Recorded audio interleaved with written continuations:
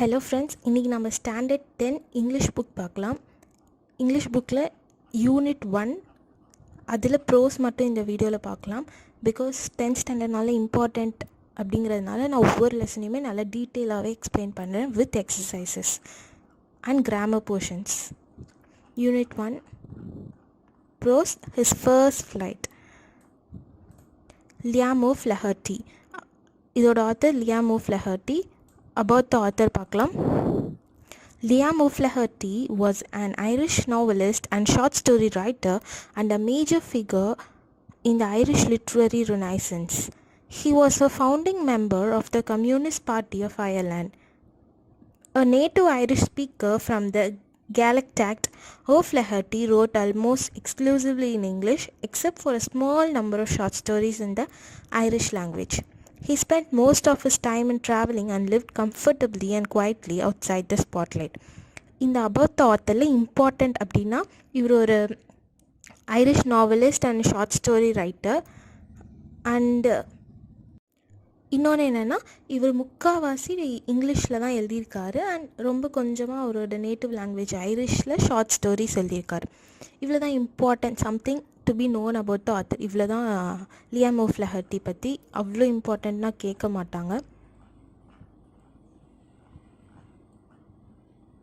Okay, நம்ம ப்ரோஸ்குள்ளே போயிடலாம். The young seagull was alone on his ledge. His two brothers and his sister had already flown away the day before. He had been afraid to fly with them. Somehow, when he had taken a little run forward to the brink of the ledge and attempted to flap his wings, he became afraid. The great expanse of sea stretched down beneath, and it was such a long way down, miles down. He felt certain that his wings would never support him. So he bent his head and ran away back to the little hole under the ledge where he slept at night. இந்த first பேரால என்ன சொல்கிறாங்க அப்படின்னா,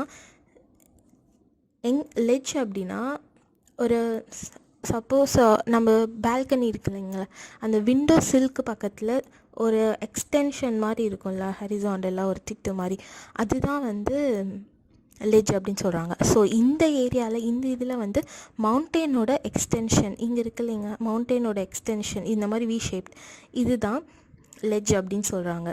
இதில் என்ன சொல்கிறாங்கன்னா, அந்த குட்டி கடற்பறவை வந்து அந்த லெட்ஜில் வந்து தனியாக உட்காந்துட்ருக்கு. அதோட 2 அண்ணாவும் ஒரு தங்கச்சியும் முன்னாடி நாளே பறந்து போயிட்டாங்க. அது மட்டும்தான் தனியாக உட்காந்துருக்கு. இது மட்டும் ஏன் இங்கே இருக்குது அப்படின்னா, இதுக்கு ரொம்ப பயமாக இருக்குது பறக்கிறதுக்கு. சம்ஹவ் வென் இதுக்கு ரொம்ப afraid to fly with them, ரொம்ப பயமாக இருந்ததுனால இது மட்டும் பின்னாடியே இங்கே உட்காந்துட்ருக்கு. சரி, ஓகே பறக்கலாம் அப்படின்ட்டு கொஞ்சம் தைரியத்தை கொண்டு வந்து முன்னாடி பறக்க போனப்போ ஓகே நம்மளால் முடியாது, கண்டிப்பாக முடியாது அப்படின்ட்டு. ஏன் முடியாதுன்னா அதுக்கு என்ன பயம்னா, ரொம்ப மைல்ஸ் கீழே வந்து ஃபுல்லாக கடல் தான் இருந்துச்சு. ரொம்ப பயமாக இருந்துச்சு, அதுக்குள்ளே மூழ்கிடுவோம் அப்படின்ட்டு, அதில் குதிச்சிருவோம் அப்படின்ட்டு. ஸோ அதுக்கு ரொம்ப பயமாக இருந்ததுனால பின் வாங்கிடுச்சு. அதுக்கு ரொம்பவே கான்ஃபிடெண்ட்டாக இருந்துச்சு. அதால் எப்பயுமே பறக்க முடியாது, அதோட விங்ஸ் வந்து அதுக்கு சப்போர்ட்டே பண்ணாது அப்படின்ட்டு ரொம்ப கான்ஃபிடெண்ட்டாக இருந்துச்சு. திருப்பி போய் அது நைட்டு எந்த ஹோலில் தூங்குமோ அங்கே போய் திருப்பி உள்ளே போயிடுச்சு. நெக்ஸ்ட் பேரா, இதுதான் இந்த ஃபர்ஸ்ட் பேராவோட இது. Even when each of his brothers and his little sister, whose wings were far shorter than his own, ran to the brink, flapped their wings and flew away, he failed to muster up courage to take the plunge which appeared to him so desperate. His father and mother had come around calling to him shrilly, scolding him, threatening to let him starve on his ledge unless he flew away. But for the life of him, he could not move. இந்த பேரால என்ன சொல்கிறாங்க அப்படின்னா, உங்களோட தங்கச்சி, இவங்களோட other brothers, இவங்களுக்கெல்லாமே தங்கச்சி கூட இவரோட ஷார்ட்டாக தான், இந்த குட்டி கடற்பறவையோட ஷார்ட்டான விங்ஸ் தான் இருந்துச்சு. ஆனால் அதுவே வந்து முன்னாடி போய் அதோட விங்ஸை பறந்து அது பாட்டுக்கு பறக்க போயிடுச்சு. ஆனால் இவருக்கு வந்து இதெல்லாம் தெரிஞ்சும் இவருக்கு வந்து பயமாக தான் இருந்துச்சு. மஸ்டர் அப்னா கேதர் அப் கரேஜ், அவரால் அந்த தைரியத்தை கொண்டு வரவே முடியல. அந்த ஒரு ஸ்டெப் எடுத்து வைக்கவே அப்படின்னு சொல்கிறாங்க. எப்படி இருந்தாலும் எங்கள் அப்பாவும் அம்மாவும் அதோட அப்பாவும் அம்மாவும் ரொம்ப கூப்பிட்டுட்டே இருந்து, இப்படி நீ பறக்கலை அப்படின்னா நீ சாப்பாடு இல்லாமல் அங்கேயே தான் பட்னியாக தான் இருக்க போகிற அப்படின்ட்டு சொல்லி அவங்களும் பறந்து போயிட்டாங்க. That was 24 hours ago. 24 hours agoனா முன்னாடி நாளே எல்லோரும் பறந்து போயிட்டாங்க. எங்கள் அப்பா அம்மாவும் அந்த பிரதர்ஸ் அண்ட் சிஸ்டர்ஸோடு பறந்து போயிடுச்சு. இவர் மட்டும்தான் இங்கே தனியாக இருந்தார். Since then nobody had come near him. The day before, all day long, he had watched his parents flying about his brothers and sister, perfecting them in the art of flight, teaching them how to skim the waves and how to dive for fish. இந்த barrel என்ன சொல்கிறாங்கன்னா, இவர் பக்கத்தில் யாருமே அதுக்கப்புறம் வரல. முன்னாடி நாள் பறந்து போனதோட சரி, யாருமே அவர் பக்கத்தில் வரல. அவரோட அப்பா அம்மாலாம் வந்து எங்கள் தங்கச்சி அண்ட் பிரதர்ஸ்க்கெலாம் வந்து சொல்லி தந்துட்டு இருந்தாங்க, எப்படி பறக்கிறது, எப்படி வந்து மீன் பிடிக்கிறது, அதெல்லாம் சொல்லி தந்துட்டு இருந்தாங்க. இவர் அதெல்லாம் வாட்ச் பண்ணிகிட்டு இருந்தார். He had in fact seen his older brother catch his first herring and devour it, standing on a rock while his parents circled around raising a proud cackle. And all the morning the whole family had walked about on the big plateau midway down the opposite cliff, laughing at his cowardice. இதில் என்ன சொல்கிறாங்க அப்படின்னா, இவர் இது கூட பரவாயில்ல, இவரோட older brother, இவரோட அண்ணா வந்து அந்த ஃபர்ஸ்ட் அவர் ஹெரிங் அப்படின்னா ஒரு ஃபிஷ்ஷு, அதை வந்து டெவர் அப்படின்னா ரொம்ப ஆர்வமாக சாப்பிட்றது, எல்லாத்தையுமே சாப்பிட்டு முடிக்கிறது ஃபாஸ்ட்டாக. அவரோட ஃபஸ்ட்டு மீன் பிடிக்கிறது, அதாவது கேட்ச், அதாவது மீனை வந்து பிடிச்சிருக்காரு அவரே தனியாக. அதை வந்து ஒரு கல் மேலே உட்காந்து அவர் சாப்பிட்டுட்டு இருக்கிறத இவர் உட்காந்து பார்க்குறாரு. அவர் பேரண்ட்ஸ் எல்லாருமே வந்து அவரை சுற்றி ரொம்ப கேக்கிள் அப்படின்னா ஒரு நாய்ஸ் அவங்க மேக் பண்ணுறது. ஸோ அந்த மாதிரி ப்ரௌடாக இருந்தாங்க. எங்கள் பேரண்ட்ஸ்லாம் வந்து அவரை என்கரேஜ் பண்ணிகிட்டு இருந்தாங்க. இதெல்லாம் வந்து அவர் காலையில் ஃபுல்லாக பார்த்துட்டு இருந்தார். அவருக்கு ஆப்போசிட்டில் கீழே ஒரு பிளாட்டூவில் இது நடந்துட்டு இருந்துச்சு இந்த இடத்துல. நெக்ஸ்ட் பேரா. The sun was now ascending the sky, blazing warmly on his ledge that faced the south. He felt the heat because he had not eaten since the previous night. Then he had found a dried piece of mackerel's tail at the far end of his ledge. இந்த பேரை என்ன சொல்லுது அப்படின்னா, இப்போ வந்து சன்னும் வந்து மேலே வர ஆரம்பிச்சிச்சு. ஆஃப்டர்நூன் ஆக ரொம்ப வந்து மேலே வர ஆரம்பிச்சிச்சு. அதோட ஹீட் அதால் தாங்கிக்கவே முடியல. ஏன்னா முன்னாடி நாள் வரைக்கும் அது சாப்பிடவே இல்லை. கடைசியாக முன்னாடி நாள் நைட்டு சாப்பிட்டது தான், அதுக்கப்புறம் சாப்பிடவே இல்லை. ஒரு நாள் ஃபுல்லாக சாப்பிடாமல் இருந்துச்சு. அப்புறம் ரொம்ப நேரத்துக்கு அப்புறம் அது பார்த்துச்சு, மெக்கரல்னால் அது ஒரு டைப் ஆஃப் ஃபிஷ். அந்த லெஜ்க்கு சைடில் அதோட அந்த மெக்கரலோட டெய்ல் அதை பார்த்துச்சு. Now there was not a single scrap of food left. He had searched every inch, rooting among the rough, dried-caked straw nest where he and his brothers and sisters had been hatched. He even gnawed at the dried piece of eggshell. It was like eating a part of himself. இப்போ என்னென்னா, அது பார்த்துச்சு ஃபுல்லாக அது இருக்கிற அந்த லெஜ்ஜில் சுற்றி பார்த்துச்சு. அங்கே எங்கேயுமே சாப்பாடுங்கிறது ஒரு பீஸ் கூட இல்லை. அந்த நெஸ்ட் இருந்துச்சுல, அதெல்லாம் கூட எல்லாத்தையுமே எடுத்து பார்த்துச்சு. அங்கேயும் கொஞ்சம் கூட எதுவுமே இல்லை. அப்புறம் கடைசியில் அவர் கடிச்சு கூட பார்த்தாரு. அவர் எக்ஷெல், அதாவது முட்டை பொறிஞ்சு வந்த அந்த எக் ஷெல் இருக்கும்ல, அந்த ஷெல்லை கூட கடிச்சு பார்த்தாரு. ஆனால் அது அவருக்கு வந்து அவரோட தன்னைத்தானே சாப்பிட்டுக்கிற மாதிரி இருந்துச்சு அந்த கடற்பறவைக்கு. அதான் இந்த பேரால சொல்கிறாங்க. He then trotted back and forth from one end of the ledge to the other, his long grey legs stepping daintily, trying to find some means of reaching his parents without having to fly. But on each side of him, the ledge ended in a sheer fall of precipice, with the sea beneath, and between him and his parents there was a deep, wide crack. இந்த கடற்பறவை வந்து முன்னாடியும் பின்னாடியும் ஓடிக்கிட்டே இருந்துச்சு. அது இருக்கிற அந்த லெட்ஜில் stepping டெயின்ட்லி அப்படின்னா, டெயின்ட்லினா யாராச்சும் சாப்பாடு போடுவாங்களா அப்படின்ட்டு ஒரு ஏக்கத்தோடு போயிட்டே இருந்துச்சு முன்னாடியும் பின்னாடியும். அவங்க அப்பா அம்மாவுக்கு எப்படியாச்சும் பறக்காமல் அவங்கள ரீச் பண்ண முடியுமா அப்படின்லாம் பார்த்துட்டு இருந்துச்சு. ஆனால் அவங்களுக்கும் எங்கள் பேரண்ட்ஸ்க்கும் நடுவில் ஒரு பெரிய இடைவெளியே, ஒரு பெரிய கிராக்கே இருந்துச்சு. கண்டிப்பாக அதால் தாண்ட முடியாதுன்னு அதுக்கு தெரிஞ்சிருச்சு. Surely he could not reach them without flying if he could only move northwards along the cliff face. But then on what could he walk? There was no ledge, and he was not a fly, and above him he could see nothing. The precipice was sure, and the top of it was perhaps further away than the sea beneath him. அவர் முன்னாடி பின்னாடி ஓடிட்டு எங்கள் அப்பா அம்மாவை reach பண்ண முடியுமா அப்படின்னு பார்த்து என்னென்ன வழி இருக்கும் அப்படின்னு பார்க்குறாரு. அவருக்கு ஒரு வழி கூட கிடைக்கல. கண்டிப்பாக போக முடியாது அப்படின்ட்டு அவருக்கு கன்ஃபார்மாக தெரிஞ்சிருச்சு. இப்போ he stepped slowly out of the brink of the ledge, and standing on one leg with the other leg hidden under his wig, he closed one eye and the other pretended to be falling asleep. Still they took no notice of him. He saw his two brothers and his sister lying on the plateau dozing, with their heads sunk into their necks. His father was preening the feathers on his white back. Only his mother was looking at him.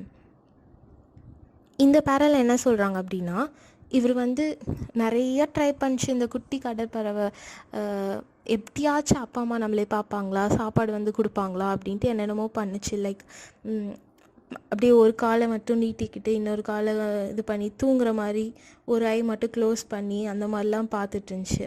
அப்புறம் பார்த்தா எங்கள் two brothers and sister எல்லாருமே தூங்கிட்டு இருந்தாங்க. எங்கள் அப்பா preening அப்படின்னா பறவையெல்லாம் அதோட பீக்கை வச்சு அது ஃபெதர்ஸ் எல்லாம் க்ளீன் பண்ணும்ல, அதான் ப்ரீனிங் அப்படின்னு சொல்லுவாங்க. அந்த மாதிரி பண்ணிகிட்டு இருந்தார். எங்கள் அம்மா மட்டும்தான் அவரை பார்த்துக்கிட்டே இருந்தாங்க. She was standing on a little high hump on the plateau, her white breast thrust forward.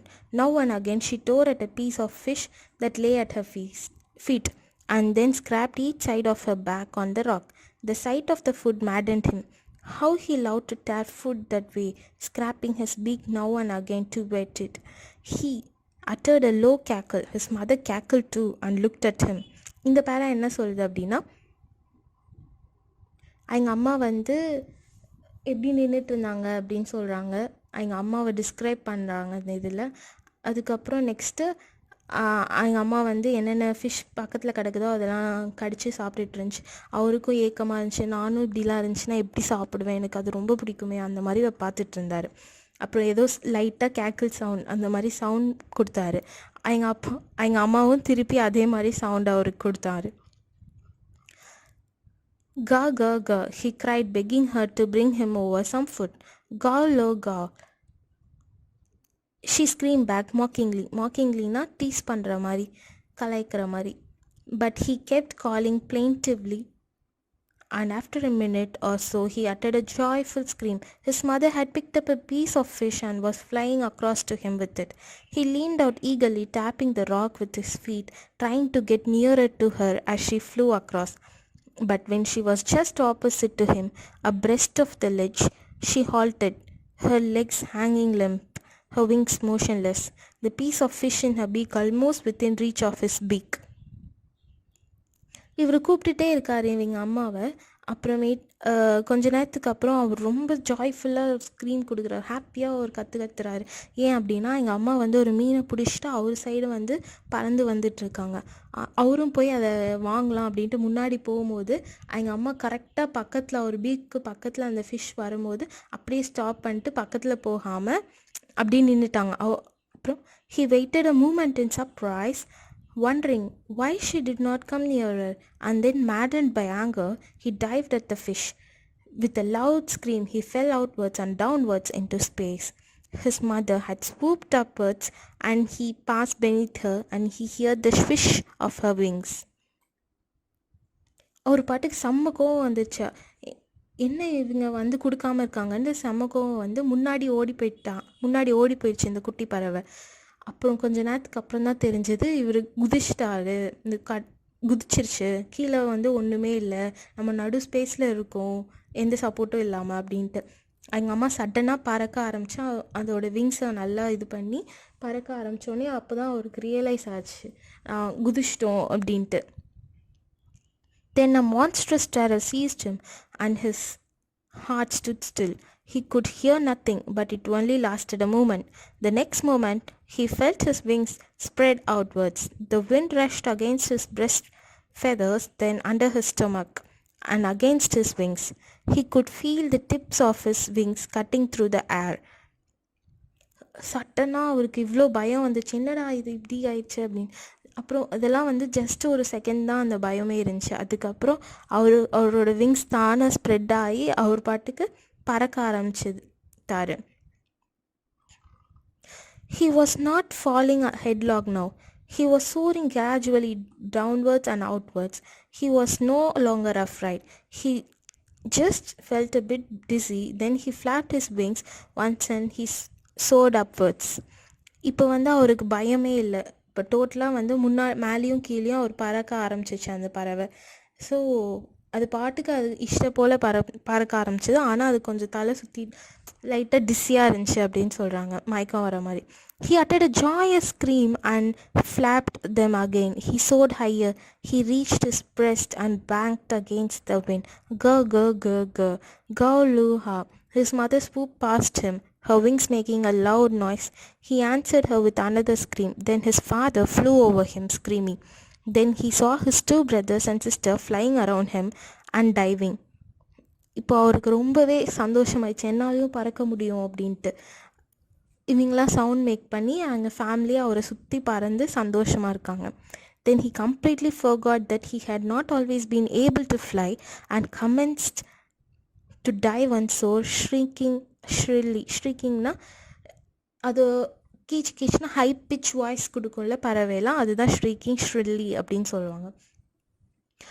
அவர் இப்போ டோட்டலாக மறந்துட்டார். அவர் ஒரு கற்பனையில் இருந்தார்ல, என்னால் இனிமேல் எப்பயுமே பறக்கவே முடியாது அப்படிங்கிறத மறந்துட்டு அவர் பாட்டுக்கு ரொம்ப ஹாப்பியாக மேலேயும் கீழேயும் பறக்க ஆரம்பிச்சிச்சு.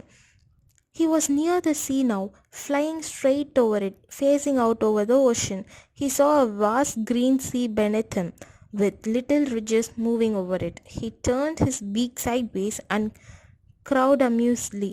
His parents and his brothers and sisters had landed on the green floor in front of him. They were beckoning on him, calling shrilly. He dropped his leg to stand on the green sea.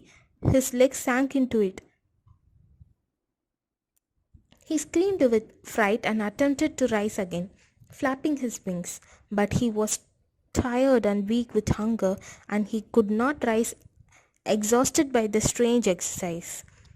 His feet sank into the green sea, and then his belly touched it, and he sank no further.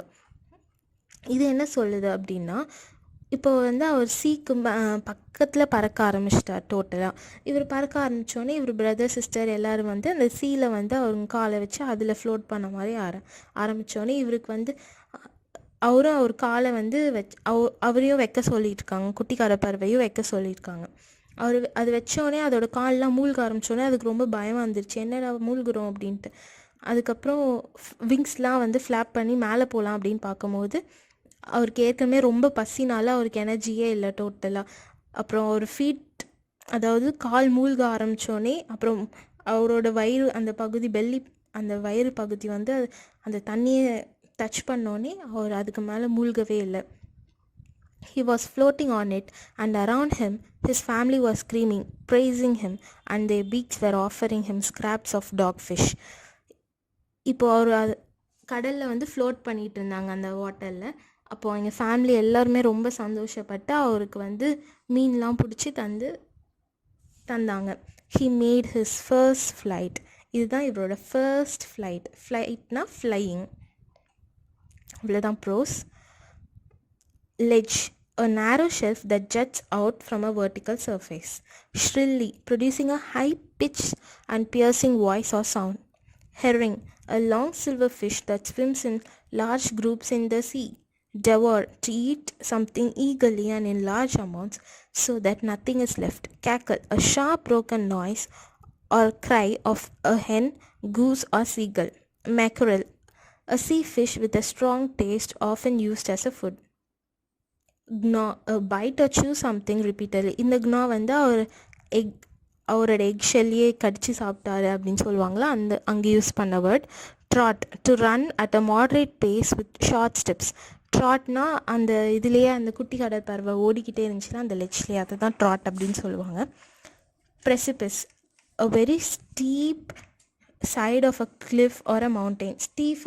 Steep side அப்படின்னா like we shaped எப்படி இருக்கும் அப்படின்னா இந்த மாதிரி இந்த ends வந்து ரொம்பவே ஷார்ப்பாக இருக்கும், லைக் ட்ரையாங்கிள் மாதிரி இருக்கும்.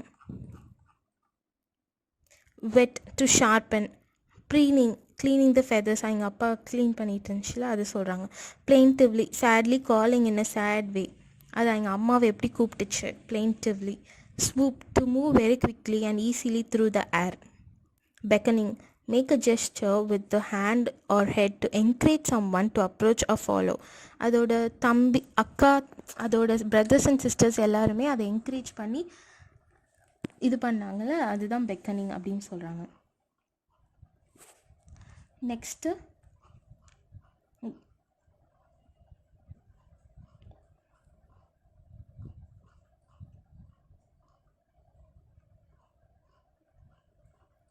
கிராமர் பார்க்கலாம். ஓகே, கிராமரில் இந்த யூனிட் 1ல் இருக்க கிராமர் மாடல்ஸ். ஸோ மாடல்ஸ் பற்றி பார்க்கலாம். A model verb is used to indicate modality that expresses a speaker's general intention, that is likelihood, ability, permission, request, capacity, suggestion, order, obligation, advice, etc. அதாவது models அப்படின்னா ஒரு இந்த மாதிரி ஒன்று நடக்கலாம், நடக்காமல் போகலாம், ஒரு ரெக்வெஸ்ட், நம்ம எப்படி எந்த டோனில் பேசுகிறோம் அப்படிங்கிறது மாடாலிட்டி அப்படின்னு சொல்லுவாங்க. அதுக்கு எந்த வேர்ட்ஸ் யூஸ் பண்ணணும், அதுதான் models.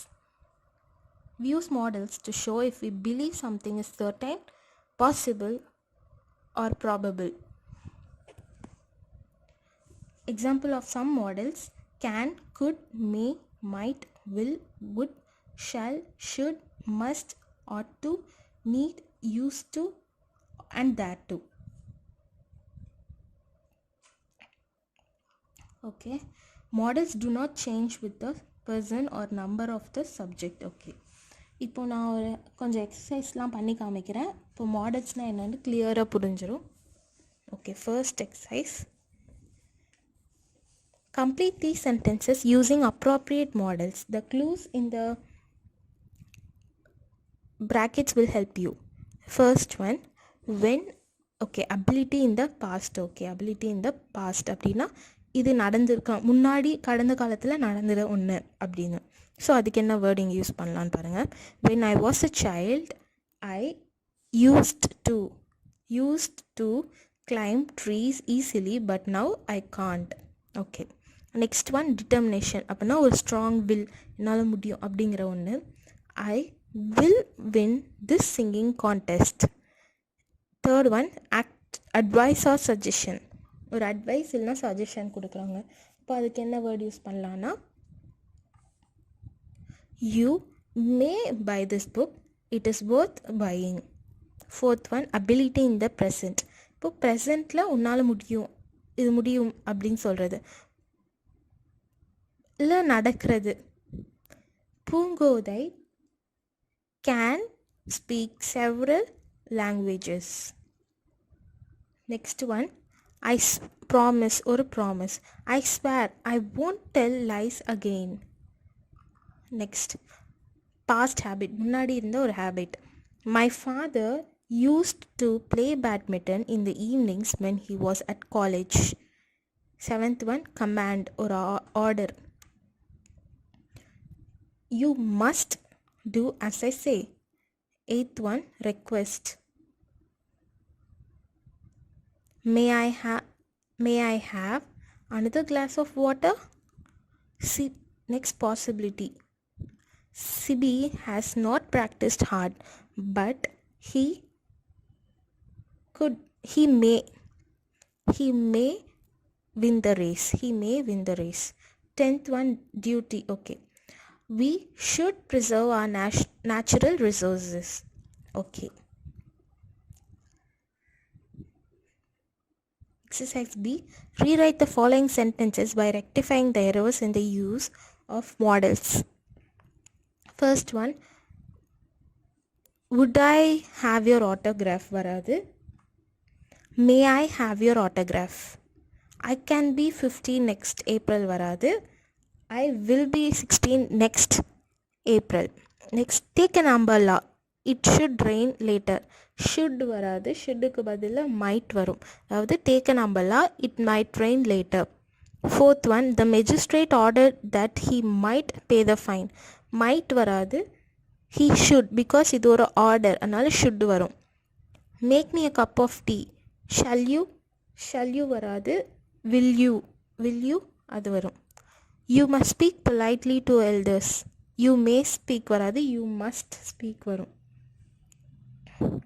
you will get your teeth cleaned at least once a year.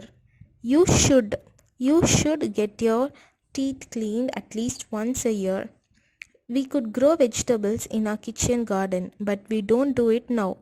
we used to, because it is activity in the pastல முன்னாடி நடந்த ஒரு செயல், ஸோ அதனால் we used to grow vegetables in our kitchen garden, but we don't do it now.